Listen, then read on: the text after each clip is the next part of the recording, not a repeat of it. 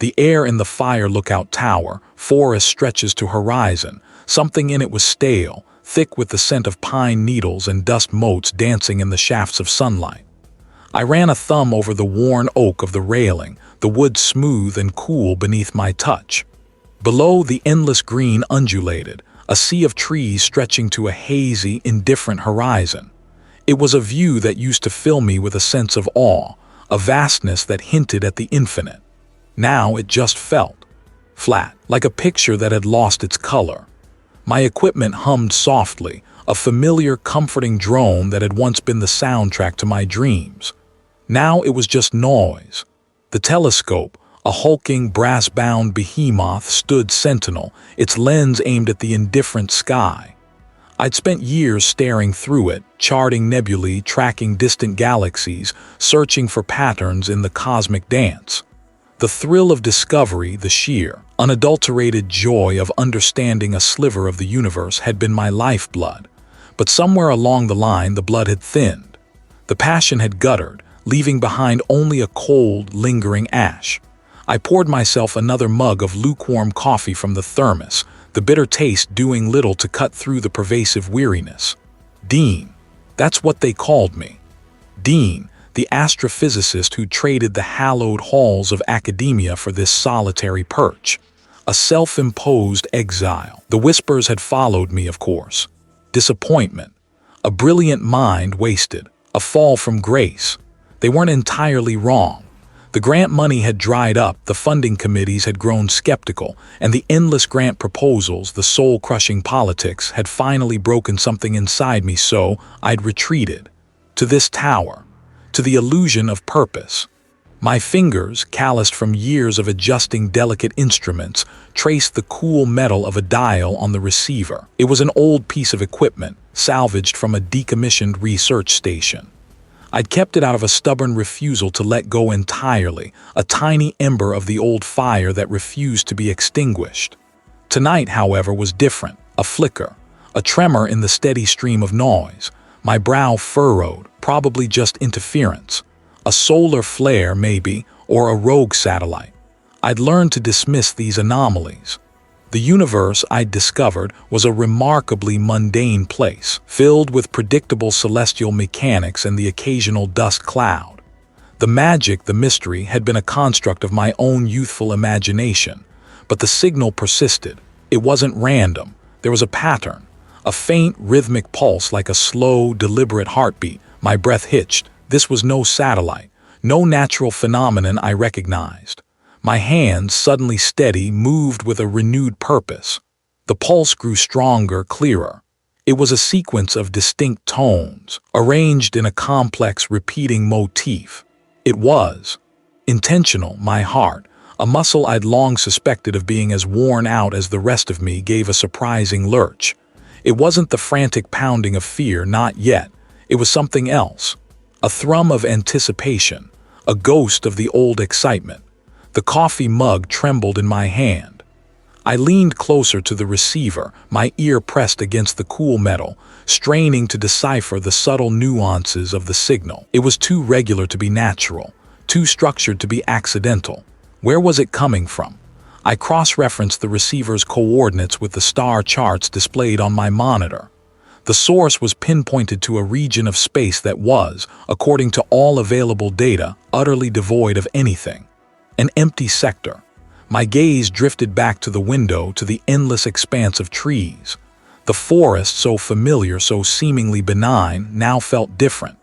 A subtle shift in the air, a prickling sensation on my skin. Had I been staring at the trees for too long, or was it the signal? The rhythmic pulse seemed to echo in the quiet of the tower, a counterpoint to the rustling of leaves outside. It was a sound that shouldn't be there, emanating from a place that shouldn't exist. And the more I listened, the more I realized that this was not just a signal. It was a question posed by something ancient, something vast, something that had just noticed me. What was it trying to say, and why to me? Below, the endless green undulations of the forest seemed to breathe, a slow, deep rhythm that I'd always found comforting. Tonight, though, it felt different. The silence wasn't empty, it was expectant. I'd been up here for 2 days, fueled by lukewarm coffee and a gnawing obsession. The signal. It kept replaying in my mind, a complex alien melody that defied all known astrophysical phenomena. It wasn't a pulsar, not a quasar, not any of the usual celestial suspects. It was structured, too structured, and it was coming from a sector of space that was supposed to be utterly devoid of anything. Empty. My fingers traced the faint scratches on the railing, each one a ghost of a previous occupant. Had they felt this too? This prickling awareness that something vast and unseen was stirring just beyond the veil of perception. I shook my head, trying to dislodge the creeping unease. I was an astrophysicist, not a mystic. Logic data, that was my currency. Back inside the cramped cabin, the hum of the ancient radio equipment was a familiar lullaby. I adjusted the dials, coaxing the faint whispers of the cosmos into something I could analyze. The signal was there, a persistent, almost mocking presence on the spectrum. I'd managed to isolate it to filter out the background noise, but the closer I looked, the less sense it made. The waveform was impossibly clean, free of the statistical noise that plagued even the most powerful terrestrial transmissions. It was like a perfect sine wave drawn by a divine hand, but there was a subtle, almost imperceptible tremor beneath the surface, a flicker of something, not interference, something inherent to the signal itself. I spent hours hunched over my laptop, the screen's blue light casting harsh shadows on my face. I ran algorithms, cross-referenced databases, searched for any known stellar or galactic event that could account for this anomaly. Nothing. It was like trying to fit a square peg into a round universe. A sharp rap on the metal stairs jolted me. My heart gave a sudden, unwelcome lurch. I wasn't expecting anyone. The park ranger, a gruff man named Dean, usually kept to himself, his visits rare and always announced with a booming call. This was too soft, too hesitant. I pushed myself up from the worn swivel chair, my joints protesting. The ladder creaked under my weight as I descended. At the bottom, silhouetted against the fading light, stood a woman. He was dressed in practical, earth-toned hiking gear, her face obscured by the brim of a wide-brimmed hat. "Can I help?" I asked, my voice rough from disuse. She took a step closer, and I could see her face now. It was lined, not with age, but with a kind of weathered intensity. Her eyes, a startlingly clear blue, met mine with an unnerving directness. "I'm looking for someone," she said, her voice low and steady. "Someone who's been listening." My breath hitched. To the wrong things, how could she possibly know? I hadn't told a soul about the signal. "I don't know what I read talking about," I said, trying to keep my voice even. She gave a small, knowing smile that didn't reach her eyes. "I do. I've been hearing it, haven't I?" The air seemed to shift, to grow heavy, as if her presence had disturbed some unseen equilibrium. She walked directly to my equipment, her gaze sweeping over the humming machines and blinking lights. "It's beautiful in a way," she murmured, more to herself than to me. "The way it unravels the certainty, the way it mocks the order." I stood frozen, watching her.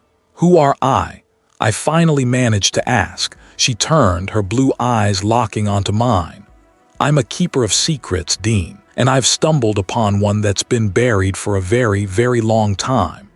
She reached out a hand, not to touch me, but to the console where the signal's waveform was displayed. "This isn't just a transmission, it's a resonance, a frequency that vibrates with the absence of all things." My mind reeled. Absence of all things, what did that even mean? "It's coming from nowhere," I stated, a desperate attempt at logic. She chuckled, a dry, rustling sound. "Ah, but nowhere is just a concept, isn't it? A placeholder for things we cannot comprehend.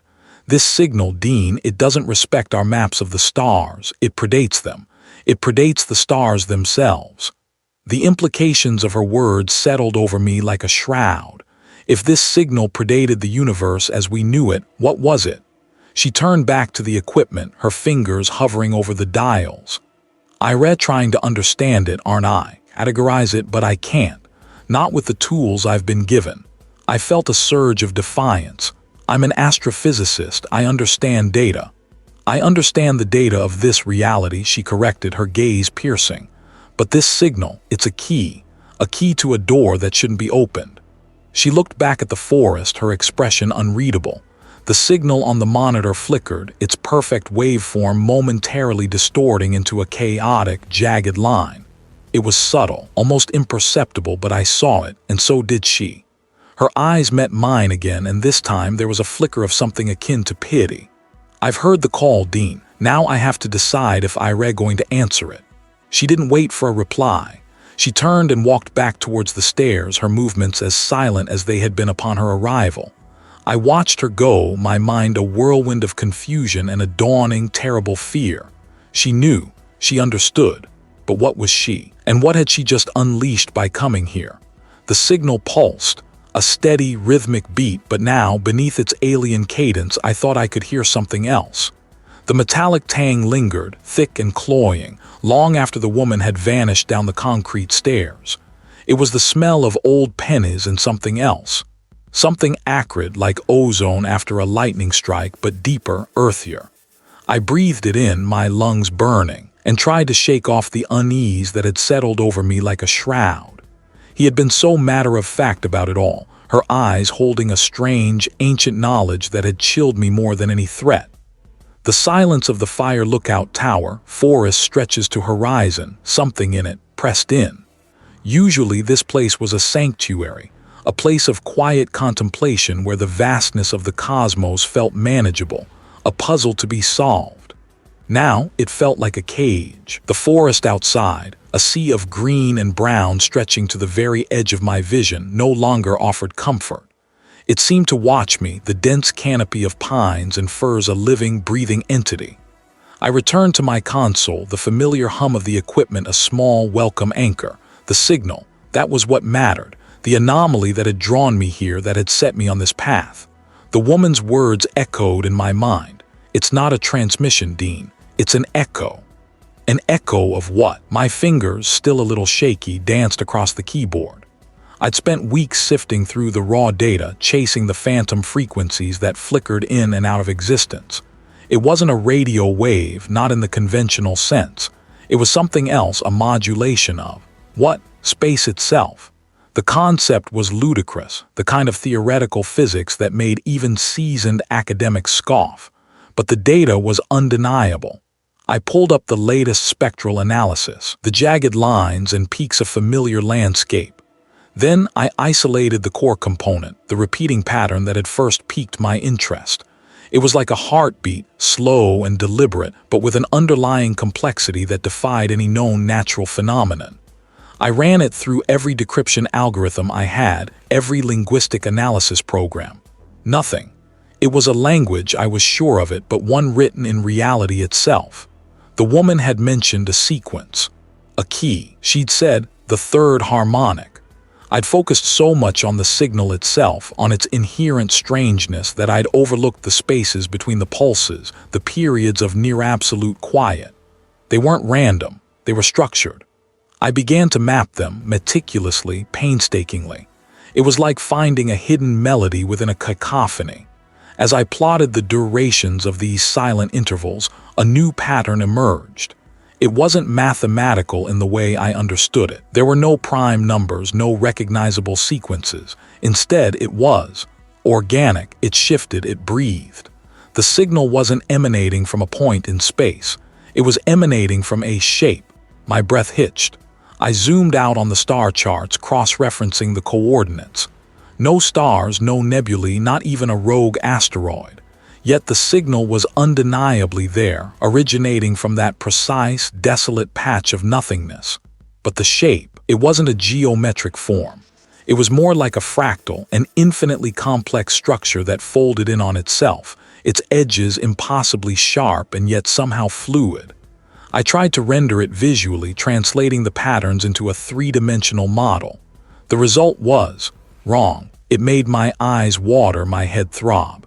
It was like looking at something that shouldn't exist, a violation of visual perception. The woman's words came back again. "It's not looking for us, Dean. It's just being.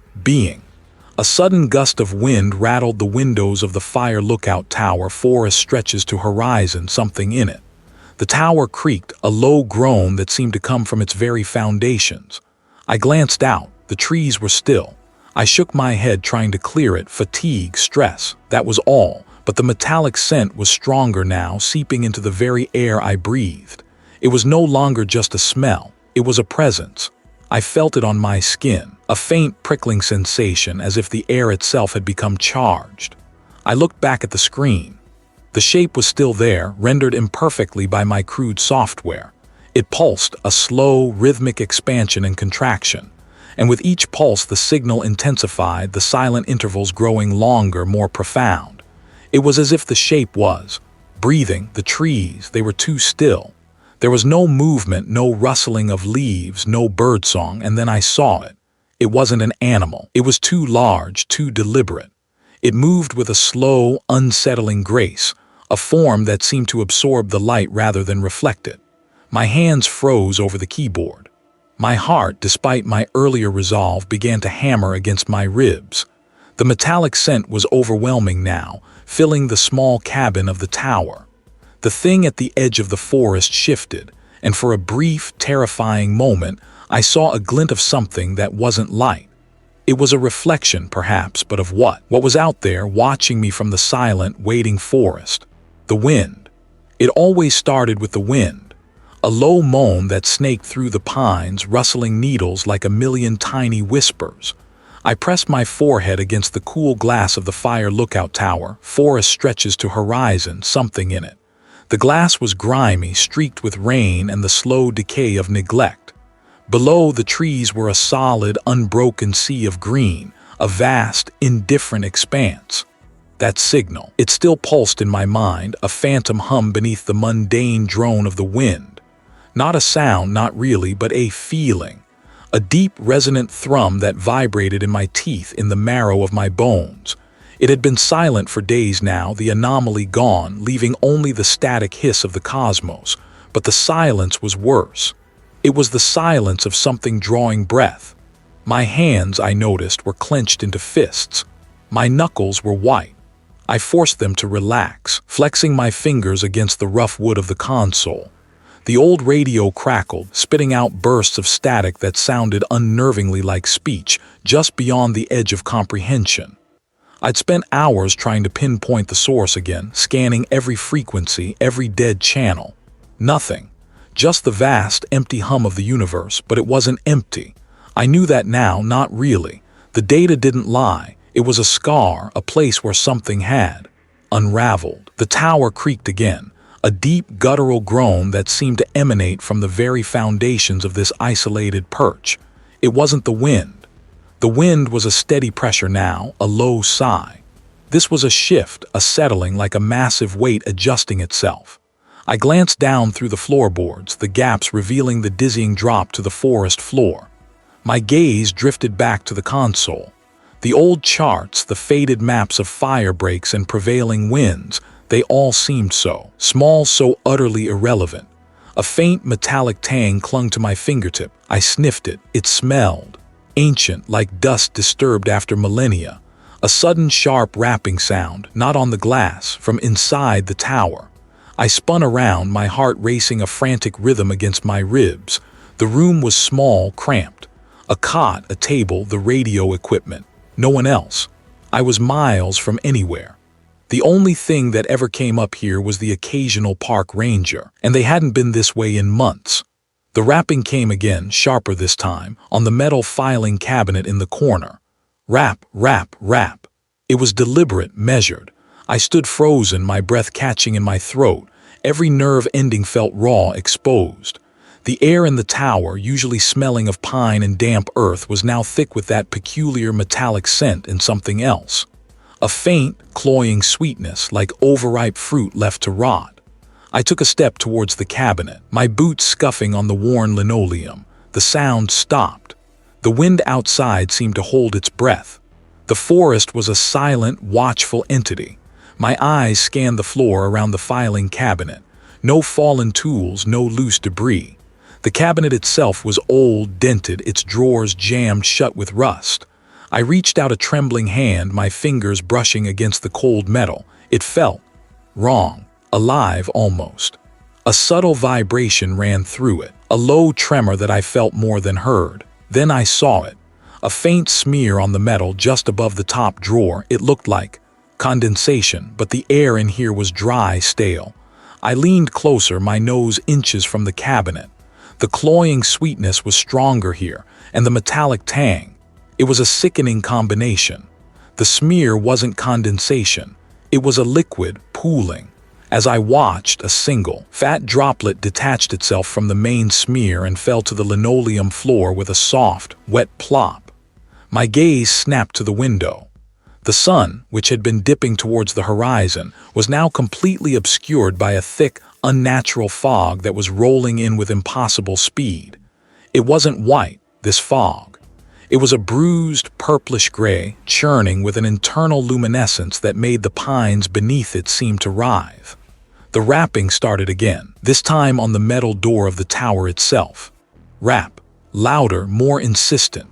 The door, a thick, reinforced steel barrier, rattled in its frame. I backed away from the filing cabinet, my eyes fixed on the door. The metal was groaning, protesting. What was out there? What was trying to get in? And that liquid on the cabinet? Where had it come from? Was it a warning, or was it leaking? The rapping became a pounding. A relentless, percussive assault that shook the entire tower. Dust rained down from the ceiling. The glass of the windows vibrated, threatening to shatter. The sickly sweet smell intensified, filling my lungs, making my head swim. I needed to get out, now. But the fog was a suffocating shroud, and the pounding on the door was a promise of something far worse than being trapped. Was this the signal, the wind? The glass was grimy, streaked with rain and the slow crawl of... Well, I didn't want to think about what it was. My breath plumed against the pane, a fleeting fog that obscured the vast, indifferent green below. Out there, the trees stood sentinel, their branches reaching like skeletal fingers towards a sky that held its secrets close. But my focus wasn't on the terrestrial. It was on the void, the signal. It was still there, a faint, persistent thrum in the static. Not radio waves, not anything I recognized. It was deeper. A resonance that vibrated not in the air but in the very marrow of my bones. For weeks, it had been a nagging curiosity, a puzzle to be solved. I traced the condensation on the glass, my fingertip leaving a clean line through the grime. The entity, that's what I'd started calling it in my head. It felt too grand, too other to be a mere signal. It was a presence, a vast, unknowable consciousness that had brushed against our little corner of the universe. And it was looking. I felt it, a constant, unnerving awareness directed not just at me, but at everything. My equipment, a jury-rigged setup of salvaged sensors and jury-rigged code, hummed softly on the battered metal desk. It was my only link to that impossible place. I'd pushed the parameters, stretched the capabilities of my humble setup to its breaking point. Still, the signal persisted, unwavering. What did it want? That was the question that gnawed at me. Was it merely observing, or was this a prelude to something else? The sheer scale of it, the unimaginable age it implied, it was enough to shatter any sane mind. But I wasn't entirely sane anymore, was I? I needed more information, context. There had to be something, some forgotten lore, some obscure text that hinted at such things. My gaze drifted to the dusty shelves crammed with old logbooks, weather reports, and a surprising number of faded pulp novels left by previous lookouts. Most of it was mundane, records of rainfall, fire sightings, the slow rhythm of seasons. But buried within, there might be something. A madman's scribblings, a cryptic observation that, in light of what I now knew, might hold a terrifying significance. The pages crackled as I opened it, releasing the scent of old paper and dried ink. The handwriting was spidery, almost illegible in places. August 14th, 1952, I read aloud, my voice raspy. The sky bled red again, not a sunset, a sickness. The wind carries a song, but it is not of this earth. Sickness, emptiness. The words echoed the growing unease within me. I flipped through more pages, the entries becoming more frantic, the ink sometimes smudged as if the writer had been weeping or shaking. They are watching. One entry read, the letters practically clawing at the page. From beyond the veil, it is listening. Who were they and what veil? My heart hammered against my ribs, a frantic drumbeat against the rising tide of my fear. This wasn't just about a signal anymore. This was about something ancient, something that had been here or observing us for a very long time. And whoever had been in this tower before me had seen it too. I closed the journal with a snap that echoed in the small space. My hands trembled. The forest outside seemed to press in, no longer a comforting expanse but a vast, silent witness. The wind picked up, a keening wail that seemed to wrap around the tower, rattling the windows. It was no longer just the wind. It was a voice, a song, and it was getting louder.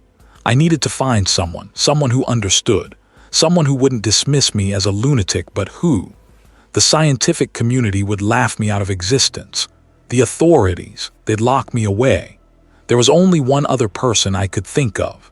An old professor, retired now, a man who had always encouraged my wilder theories, who had a reputation for delving into the fringes of accepted knowledge. He lived hours away, a solitary figure in a remote cabin, surrounded by books and a healthy skepticism that bordered on paranoia. He'd always been fascinated by the anomalies, the gaps in our understanding. If anyone would listen, it would be him. But how could I explain this? How could I articulate the sheer, mind-bending wrongness of it all? I looked back at the humming equipment. It was a siren song, luring me deeper into the unknown. The wind howled, and this time, I was certain I heard words within it, promises and threats. What was it trying to tell me? Or was it trying to lure me? The air in the fire lookout tower, forest stretches to horizon, something in it was thick. Not just with the usual scent of pine needles and damp earth, but with something else. Something metallic like old blood and a faint, sickly sweet perfume that made my teeth ache. The radio crackled, a constant, spitting static that seemed to mimic the frantic pulse in my own ears. I'd been here for what felt like days, though the chronometer on my wrist insisted it had only been a few hours since the last log entry. The signal, the one that had drawn me from the sterile quiet of my observatory to this creaking perch, was stronger than ever. It pulsed, not through the radio waves, but through the very wood beneath my feet, a low thrumming that vibrated up my spine. My eyes scanned the endless green sea of trees stretching to the horizon. They looked wrong. The usual crisp edges of the pine needles seemed blurred as if seen through rippling water. A subtle distortion, easily dismissed in the fading light, but I knew better. I'd seen distortions before on a much grander scale, but never here, never so close. The forest was the source, I was sure of it, or rather the something in it. The logs I'd found, detailing the previous watchkeeper's descent into what he'd termed cosmic madness, spoke of whispers in the wind, of the trees themselves watching. I dismissed it as paranoia, the isolation getting to him. Now I wasn't so sure. A sudden gust of wind rattled the tower, a violent shaking that sent dust motes dancing in the weak beam of my flashlight. The radio shrieked, a single, piercing tone that made my vision swim. Then silence. The thrumming beneath my feet intensified, a deep, guttural hum that resonated in my bones. It felt like the earth itself was sighing, a weary, ancient sound. I gripped the railing, my grip tight. It was from there I felt it that the distortion was strongest. The air around that spot shimmered, a visible heat haze despite the cooling evening. It wasn't heat, though, a warping of reality, subtle yet undeniable. The trees there bent at impossible angles, their branches contorting into shapes that defied botanical logic. My breath hitched. I remembered the watchkeeper's last entry scrawled in a trembling hand. It's not a signal, it's a song, and it's calling us all home. Home. My mind raced, trying to find a scientific explanation, a logical flaw in my own perception. But logic felt like a flimsy shield against this encroaching strangeness. The thrumming grew louder, more insistent. It felt as if something vast and impossibly heavy was shifting, deep within the earth, or perhaps just beyond the veil the previous watchkeeper had mentioned. My hands were slick with sweat, my heart a frantic, irregular beat against my ribs. I could feel a pressure building, not just in the air, but inside my head, as if my skull were a drum being beaten from within. Then a sound. It wasn't the wind. It was coming from within the tower. I spun around, flashlight beam cutting through the gloom. Nothing.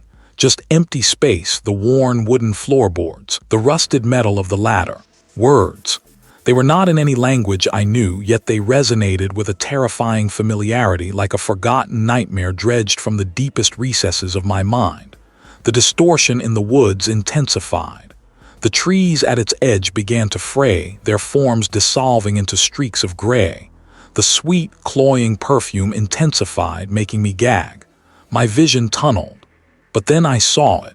Etched into the dusty floorboards, almost invisible until the flashlight beam caught it just right, was a symbol. It was intricate, geometric, and utterly alien. It mirrored a pattern I'd seen in the signal's waveform, a hidden layer I'd dismissed as noise. This was not just a random anomaly. This was deliberate, and it was here. The thrumming reached a crescendo, a deafening roar that shook the tower to its foundations. The vortex in the woods pulsed, a hungry maw opening wider.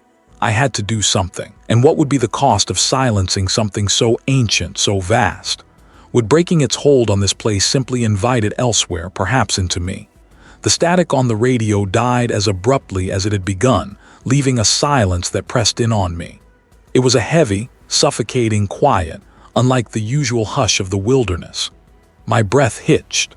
I could still feel the phantom weight of it, the impossible pressure on my chest, the way the very air seemed to warp around me. I ran a trembling hand over the rough-hewn wood of the console.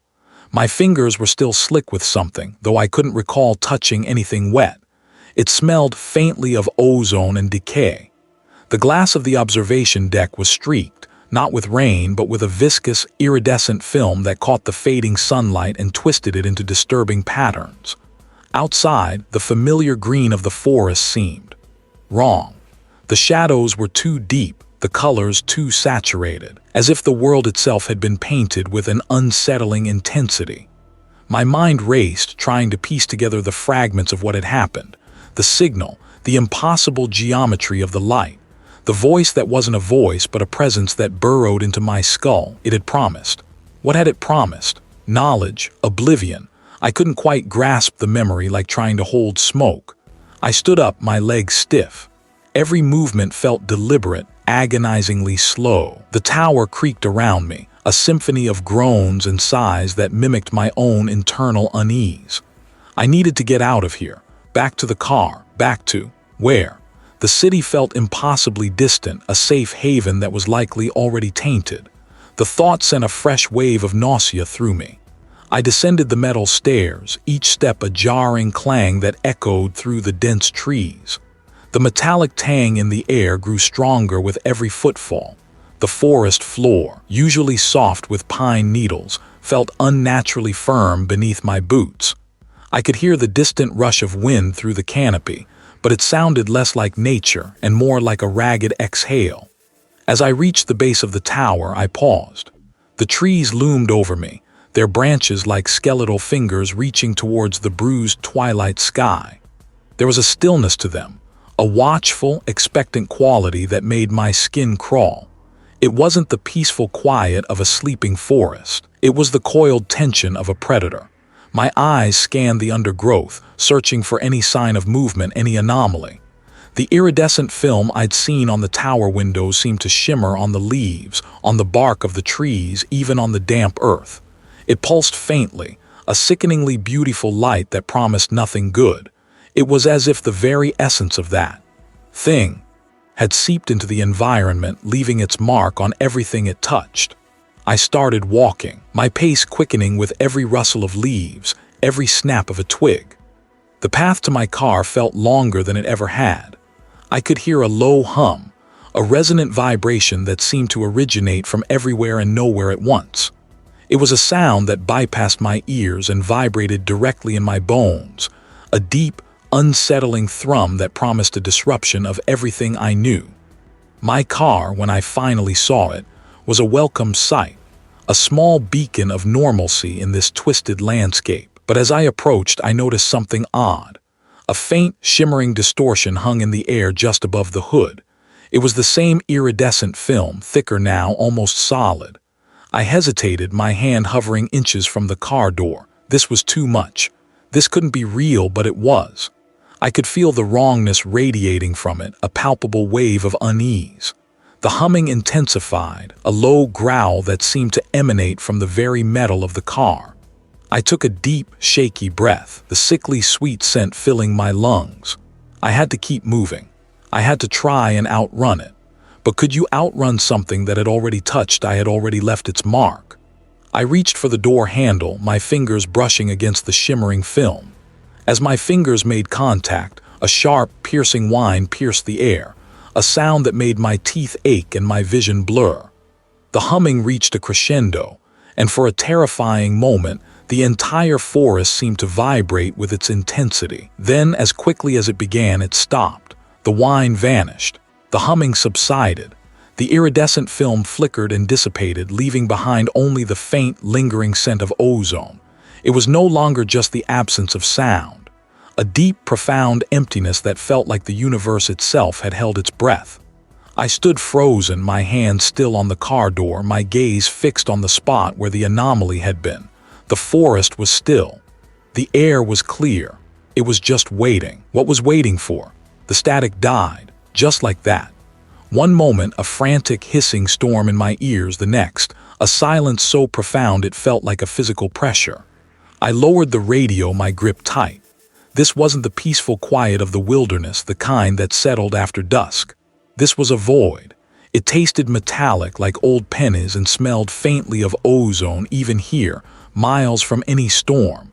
The air inside the fire lookout tower, forest stretches to horizon. Something in it was thick, heavy with an unseen presence. My breath hitched. I'd been so sure.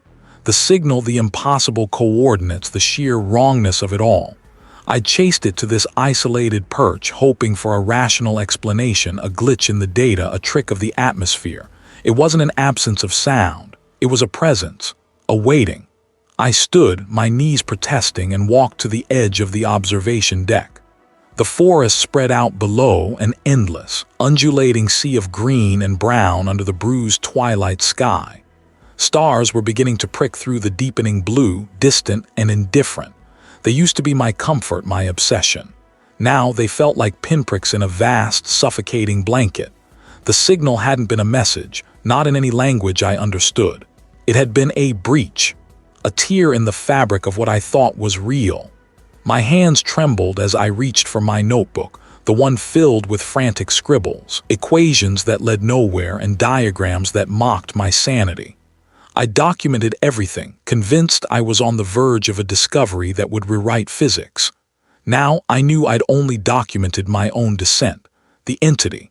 That's what I called it in my mind, the nameless, formless thing that had hummed through the radio waves. It wasn't alive in any way I could define.